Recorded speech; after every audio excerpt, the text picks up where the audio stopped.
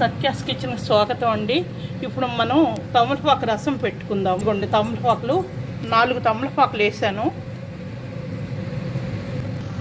ఈ మధ్యలో ఈ కాడ తీసేయాలండి. తమలపాకు ఎప్పుడు వాడుకున్నా ఈ కాడ తీసేసి మధ్యలో ఉంది మనం వాడుకోవాలి రసానికి. పసుపు వేస్తున్నాం, ధనియాల పౌడర్, కొత్తిమీర అండి, పత్తి కరియాపాకు, కొంచెం మిరియాల పొడి, టేస్ట్కి షుగర్, చింతపండు అండి,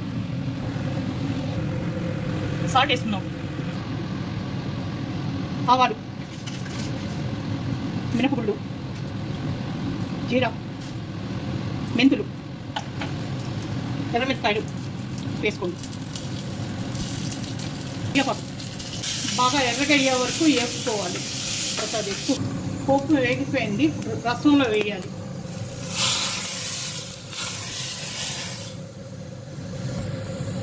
మూత పెట్టి గ్యాస్ ఆఫ్ చేయాలి.